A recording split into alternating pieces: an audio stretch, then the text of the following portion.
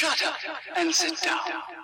तो चलिए आइए अब हम लोग करते हैं 8.5 relation between norms and values. अब ये जो नॉर्म्स हैं, ये जो वैल्यूज़ हैं, मूल्य और जो नियम होते हैं, इनके बीच में क्या संबंध है, आइए इसके बारे में पढ़ते हैं। Values may be defined as a measure of goodness और डिज़ायरेबिलिटी। अब मूल्यों को हम लोग कह सकते हैं कि लोग क्या चीज़ मान रहे हैं, लोग क्या चीज़ चाहते हैं, ठीक है, वो किस तरह से रहते हैं, वो उनका वैल्यूज़ है।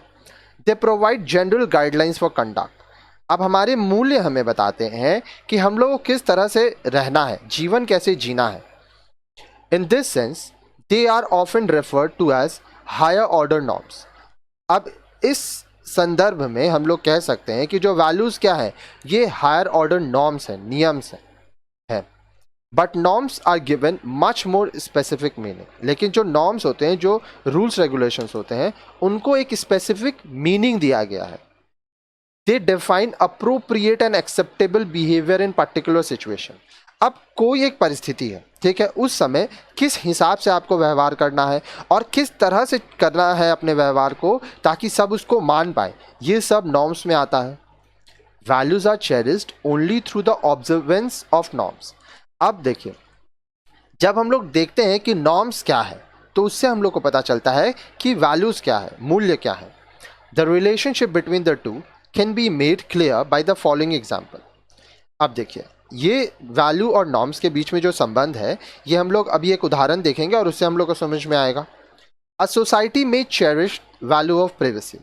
अब मान लीजिए कोई समाज है, वहाँ पे लोग प्रिवेसी का जो मूल्य है, मतलब सबका अपना एक प्राइवेट स्पेस होता है, उसको वो लोग मानते हैं। This value provides only a general guide to behaviour. अब ये जो मूल्य है, ये सिर्फ ये बताते हैं कि एक व्यवहार कैसा होगा।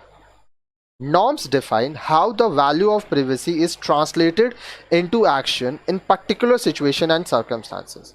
अब नॉर्म से ये पता चल जाएगा कि अगर हम लोग वैल्यू ऑफ प्रिवेसी की बात कर रहे हैं, तो किसी एक सिचुएशन में, किसी एक परिस्थिति में यह कैसे किया जाएगा। For instance, norm relating to privacy may insist that any person's letters must not be opened without permission, etc.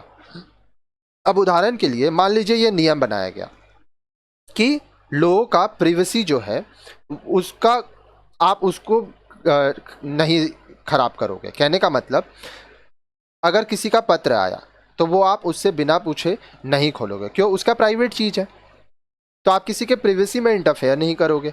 A person's private life or individual life is his concern and others must not interfere in personal matter. अब एक इंसान का अपना जीवन, वो अपने जीवन में क्या करता है, यह उसका देख रेख है, दूसरे किसी के जीवन में दखल नहीं दे सकते। अब यहाँ पे एक और चीज़ है, अब आपको परिवार को अगर मैं लूँ, तो आपके परिवार में किसी और का परिवार का व्यक्ति दखल नहीं देगा, ठीक है। In this way, a series of norms direct how people should behave in terms of the value of privacy.